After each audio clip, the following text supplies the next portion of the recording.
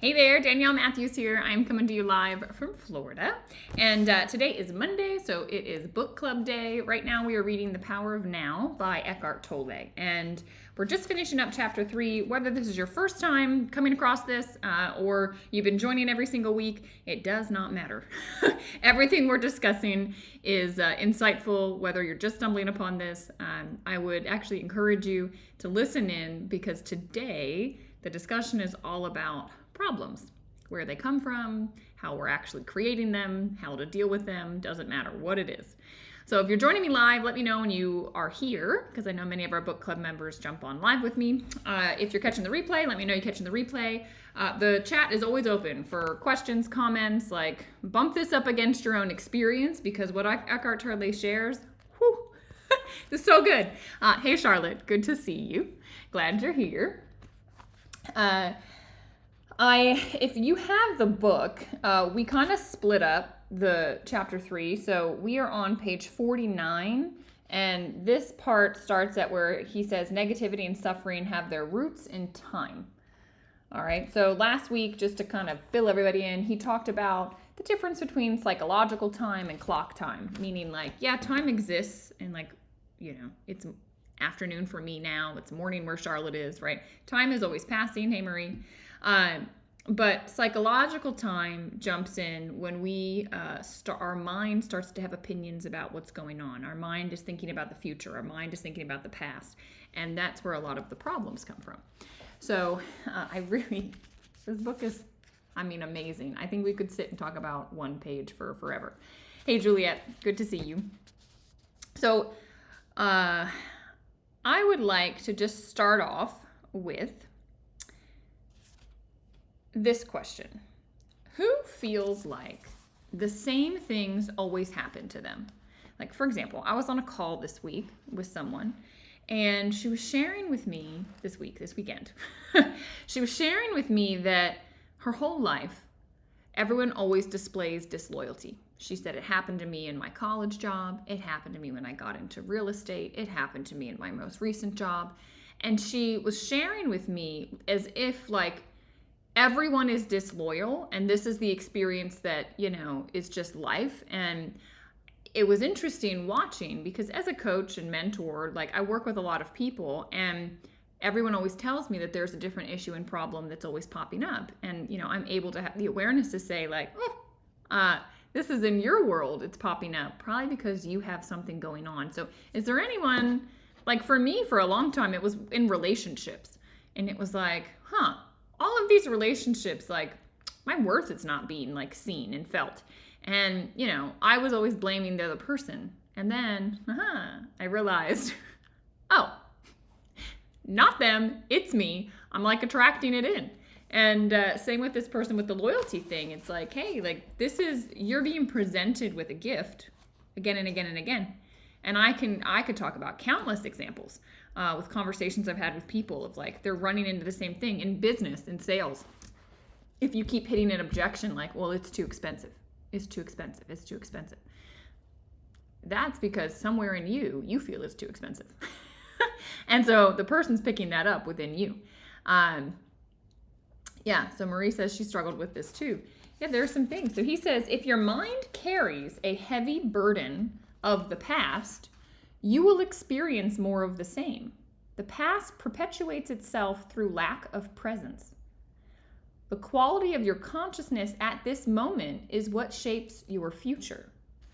So think about it like this. The seed that you're planting now with your mind, with your thoughts, with the way you're believing the world to be, you're actually sowing the seed of that to then grow into, a sprout and grow up into, we'll call it a tree.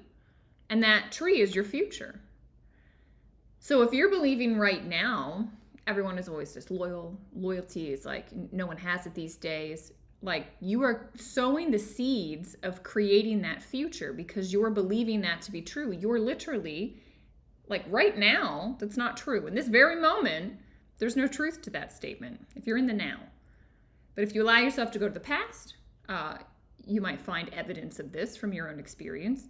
But if you keep it in the present moment, you're planting the seed. That's what he's telling us. He's basically saying, like, if you allow your past to hang around and to come with you and to perpetuate. You will perpetuate the same problems until you finally go, oh, I'm the one that brought that here into the future, which is, the present moment. He says, if it is the quality of your consciousness at this moment that determines the future, right? If I'm planting the seed now that's going to grow into my future life later, what is it that determines the quality of your consciousness? So what is it that determines the seed that you're planting? And he says, it is the degree to which you are present, which is why the book is called The Power of Now, right? He says, okay, how many of you, put a 1 in the chat if you experience this. How many of you experience unease, anxiety, tension, stress, worry?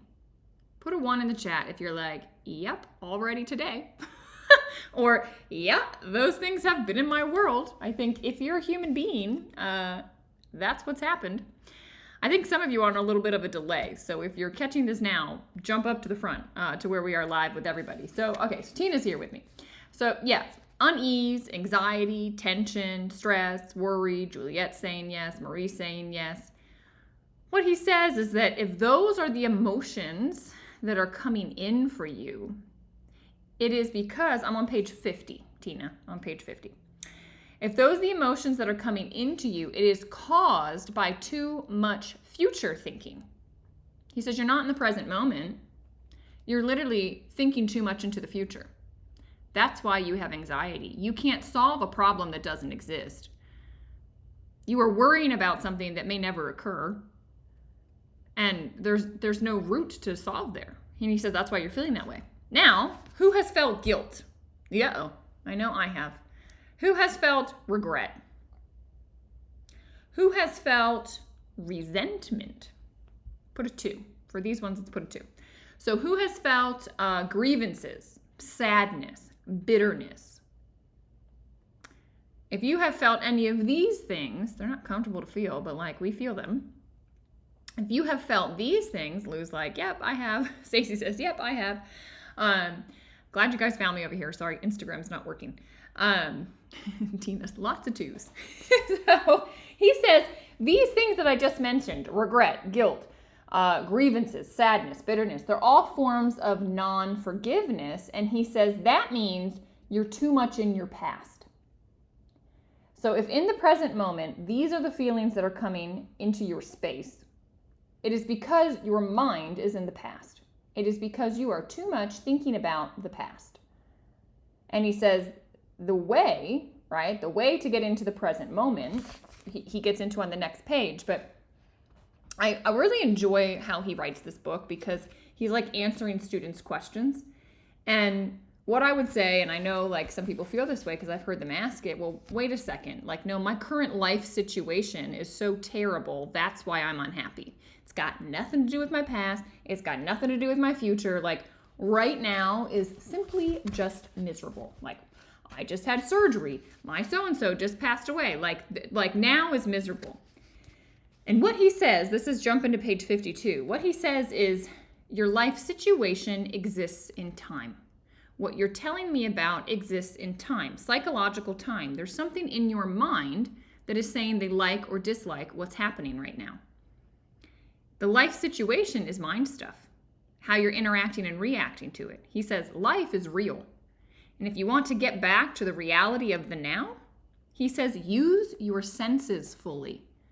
I know a lot of people do this with kids. When kids are upset, they're like, hey, can you find something blue? What's blue in the room? Oh my gosh, that's blue. The door's blue. What do you see that's blue? Like, you bring the attention from all the mind stuff that's so upset and going so crazy and so wild, and you bring it so focused to the present of what's around you. Light, shapes, colors, textures, being aware of the space that's actually holding everything, listening to sounds, doing all of this with non-judgment, not, oh, I like the music that's playing, or I don't like the music, just, oh, there's music. Oh, the window's open. There's light coming in. Not, oh, it's, making the house warm. The window needs to be shut. Oh, I don't like that. Oh, who left the window open? Oh, now there's bugs inside. It's not that. It's just simply what is. He's saying this will help you to get past the problem. You just simply need to figure out what's going on. Observe the rhythm of your breath, right? Breath can be a beautiful thing to bring you into the present moment. All right. And that's where now, he's not saying ignore what's in front of you. He's saying if you have all this mind chatter going about the life situation, your life energy, your life force is being burnt up in the mind, and you can't even do your best in the present moment to address it because you're so stressed out. And when you're stressed out, you're of no use to anybody, especially yourself. Okay? High five me if this is making sense. Put a 5 in the chat if you're like, oh, are you getting it? Or do you have questions on this? Because this is like nuanced. And I think this is where most people take like a spiritual teaching and they say it doesn't work in reality. Like it's nice if I'm just meditating all the time, I can be present, but reality, it doesn't actually work. Okay, high five me if you're with me. Put a question in the chat if you're like, but in this situation, no. Okay, Stacey's with me, Lou's with me. This can be tricky. So, for example, if we go to page 53, he says, if you found yourself in paradise, it wouldn't be long before your mind would say, yes, but. Murray says, I get it, but how do you get there? You get there by allowing yourself to be in the present moment. You get there by shutting off the mind that is having preference and objection to or resistance to whatever is going on. You get there by just accepting what is, by going, the door's blue. Doesn't mean I like that the door is blue, or I don't like it, or that I can, go change the color of it. It's just going, oh, the door's blue. Okay, well, I want a white door, so I'm going to make a white door. Not, God, what were these people thinking? Why did they make it blue? And that's like a silly example. So where it gets harder is, this is an intense one here in the U.S., killings, school shootings. Right? How can you tell me that that's not a problem? Right? I think any reasonable human being would say, time out, Eckhart Tolle. School shootings are a massive problem. That's a problem. There are parents that are worried to send their children to school because of this. It's a problem. That's child's life is maybe in danger. That's a problem. That's something that I can't be okay with. And what the spiritual teaching says is acceptance does not mean you condone it. Okay? So acceptance means I don't get right about it in my head. I don't say this is unfair, this is not how it should be, this is a problem, this isn't okay. I get emotional because of what's going on with these shootings. This teaching would say, no. Observe it and go, wow, there's a shooting. Without the emotion, without the mantra in the mind of how unjust it is, how unfair it is, however right that might be, morally speaking, it doesn't change the fact that it happened. All it changes is how you're now emotionally feeling in your body. Are you with me? Because if you have an emotional reaction to it, that's your mind. That's getting into mind stuff. It's you're saying that's not fair. That child should have had a longer life. What's going on? What we're saying is you have to accept what is as it is. The door is blue. The shooting occurred. Now, from the space of acceptance where I'm not emotional, where I'm not running around screaming at people, crying, making a mess of myself internally and stressing myself out and probably all the people around me. No, from a very centered, calm space, now you can say, well, what action could I take that may be able to address something like this happening in the future? Or not happening in the future, I should say, in that example. What can I do now moving forward? Don't cry over spilled milk. The milk is spilled. So now what can I do in the future so maybe it doesn't happen again? Right? Maybe I don't leave it in the reach of a 2-year-old because the 2-year-old is going to spill the milk. So what could I have done differently? Well, I'm not going to yell at the 2-year-old because they're just being 2 and they just spilled the milk. Right, I'm going to think, well, what can I do in the future that may prevent a scenario like that from occurring again? Make sense? Juliet says she practices the Ho'oponopono prayer. what is it? I'm sorry. I love you. Please forgive me. Thank you. Something like that. But this is all the same thing, right? These teachings, the Ho'oponopono prayer, all of these things are teaching us the same root, which is, look, accept what is as is, figure out how you can move forward with it, right? Without judgment, without your own emotional reaction, just staying peacefully centered. So Marie says, but how do you get past it if your mind has always been there forever and ever? It gets better, but at times I'm like, how to stop my mind? It's a lot at night. Okay. What he says is become aware. So the way that you interrupt it, because it's programmed, like neural connections are there. You're literally going to have to like rewire. So it doesn't happen instantly, but you win the moment you observe that you're doing it. So you're already on the right path. The fact that you're like, my mind is going there. So in the moment, the way you interrupt it is to go, how's my breath? If I'm thinking about my breath, I can't think about anything else. Now, you might breathe in once, and as you exhale, it all over again.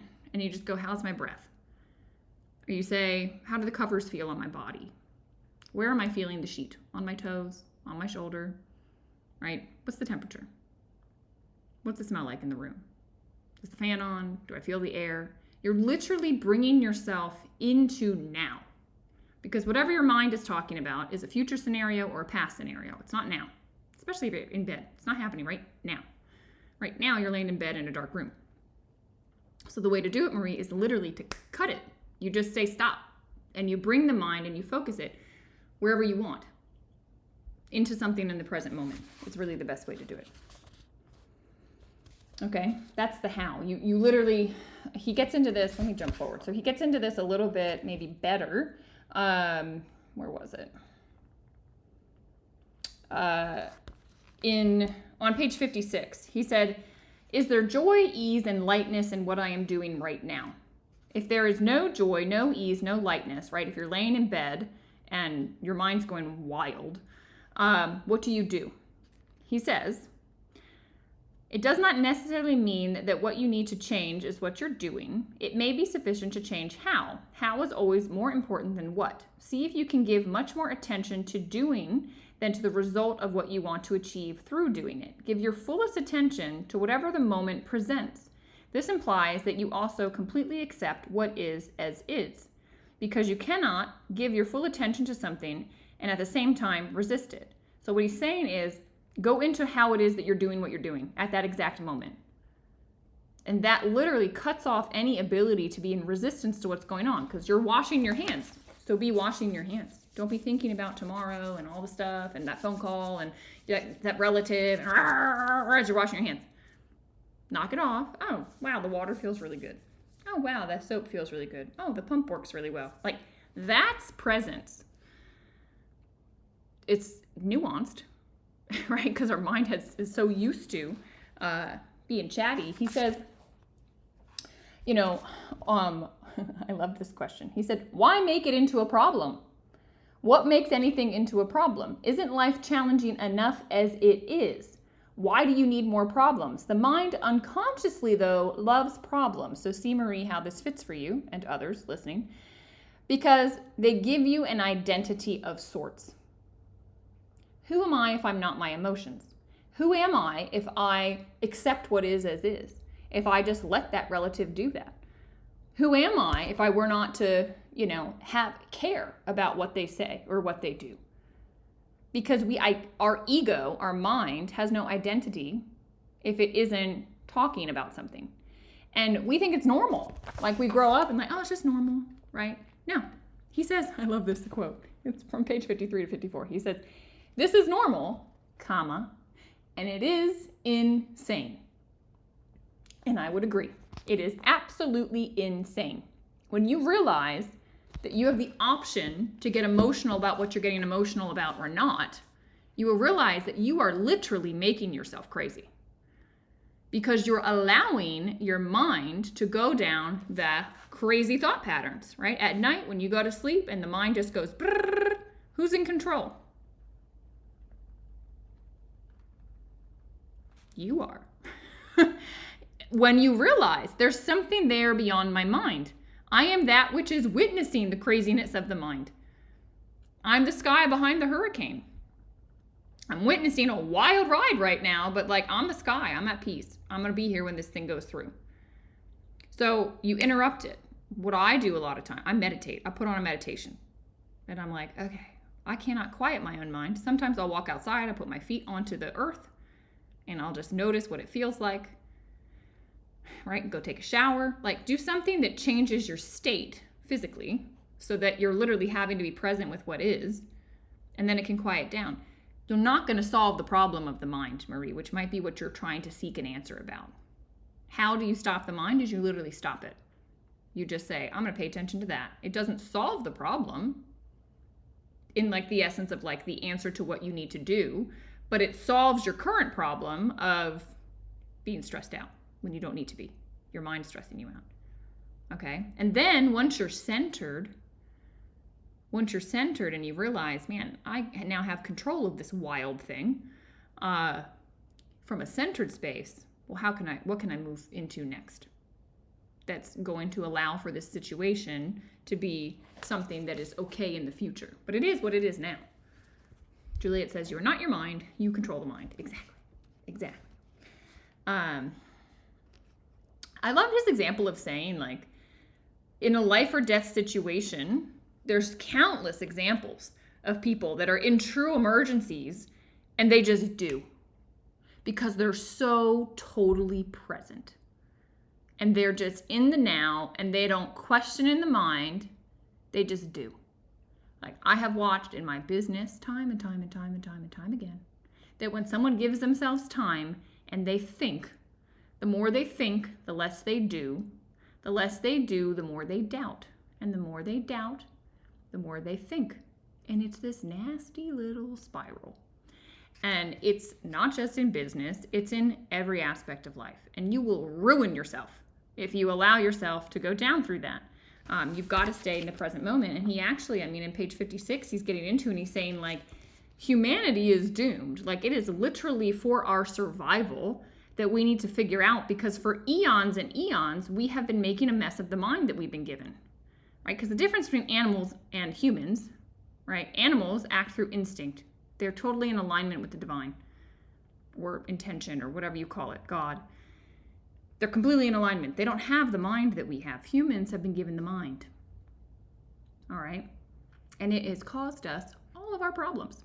But it is also the way back to, the realization of, oh, I'm not my mind. True enlightenment. An animal can't be enlightened because it doesn't realize that it's a thing just like not in alignment with everything. We realize that we're a thing not in alignment currently with all things. And we become enlightened when we can get past the mind and use the mind as the vehicle to realize, wait a second, I'm watching this thing work. Who am I? If I'm watching the mind, I'm not the mind, then who am I? It's a lot. I know. That's why this book is so good, because he puts it in a way that you're like, oh, okay, I can digest that. But this is the gravity of the situation. He says, it is a quantum leap in the evolution of consciousness, as well as our own chance of survival as a race. That is the gravity of what you're learning right now. And so many people are just not even having this conversation. They're not even present for this. In fact, share this on your pages, guys, so people become aware of this conversation and realize, like, oh, they are the answer to their own problems. They're the source of the issue, and they are the answer to the issue. This is huge.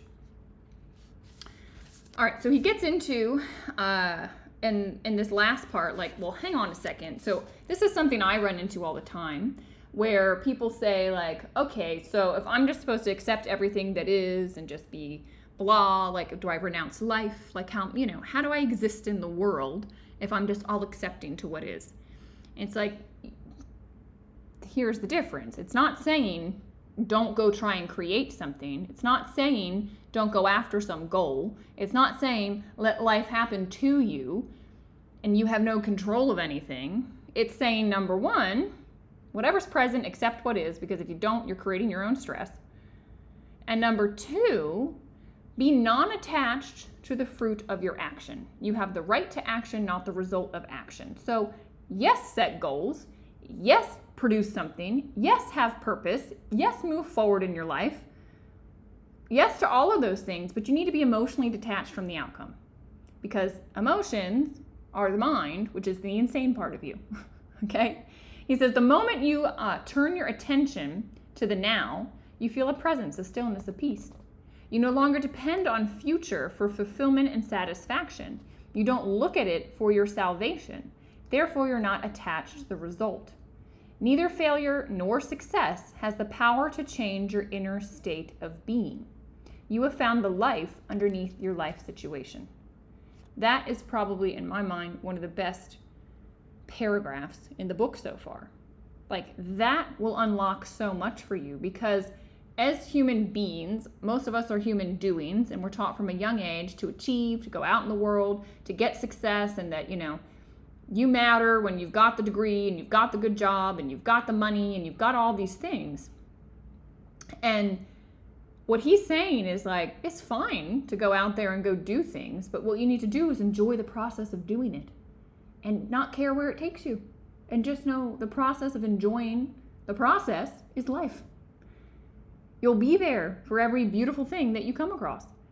The moment your attention turns to the now, he says, you will feel a presence, a stillness, a peace. Everyone is seeking presence, stillness, peace. Everyone's seeking it. And they think, oh, when I have the job, I'll be less stressed and I'll be at peace. Oh, when I have the money. Oh, when I have the partner. Oh, when I have the dog. Oh, when I have the insert whatever the thing is for you, my fulfillment will happen in the future when that thing occurs. And guys, the future never comes. And what he's saying is that no. If you are attached to some result down the road, you're never going to have peace now, because you're not in the present moment and there's no way for you to enjoy the now. So the key is emotional detachment. And when you are non-attached, you are able to move deeper. So he gets into the whole goal thing more on page 57 and 58. And he says, someone asked the question, in that state of wholeness, would we still be able or willing to pursue external goals? And he says, yeah, but just know you're already complete. And when you realize that, then there's a playfulness, a joyousness, energy behind everything that you're doing. And that's the thing we're all after. We want the joy. We want the fun, right? And he says, once you realize that the future thing isn't what has it and that the joy is for right now, then you're good to go.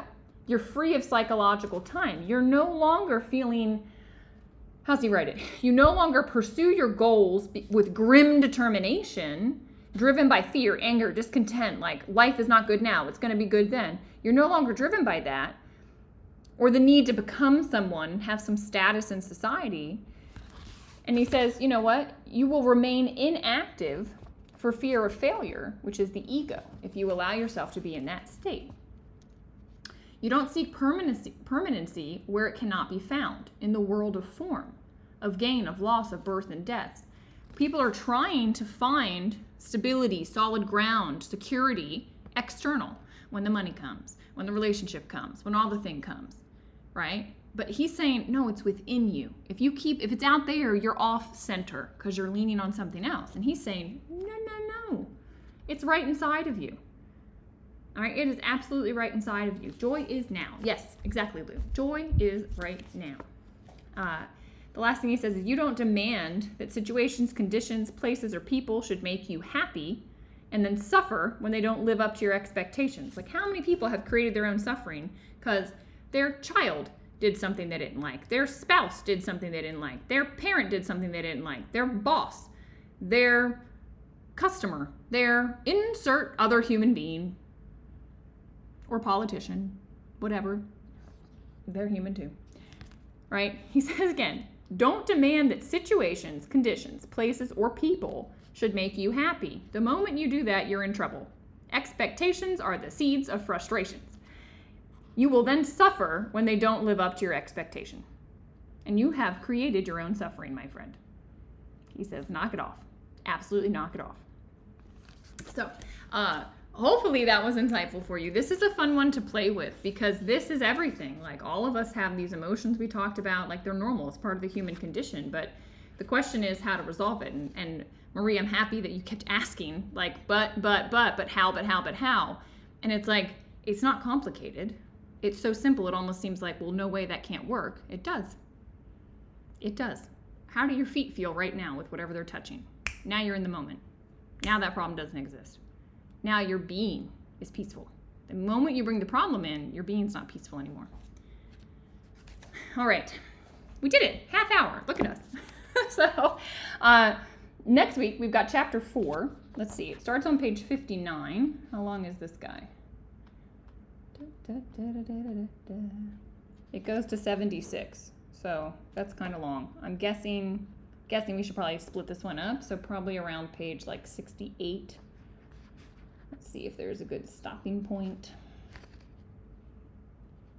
Let's stop at page 68, where he says, wherever you are, be there totally. Looks like the start of a new, wherever you are, be there totally. So we'll stop. Can't believe we're on week 5 already. So we'll stop there, page 59 to page 68, because I just don't think we can talk more about like 10 pages, because it's so deep. So thank you all for being here. I know for those of you in the U.S., it's Labor Day, so I'm glad that you would be here on the holiday, and appreciate you all. As always, like, put comments, questions in Telegram. If there's more stuff, Maria, I would love to hear how it goes in the evening if you try this ability to just kind of pay attention to your senses and see how it goes, all of you. And as always, guys, share this video, put it out on your pages, tag people that you think need to hear this message. This is, as he said, something humanity needs, and the gravity of it in his mind, in his words, is that it's our survival. So with that, I will say bye for now, and have a beautiful day.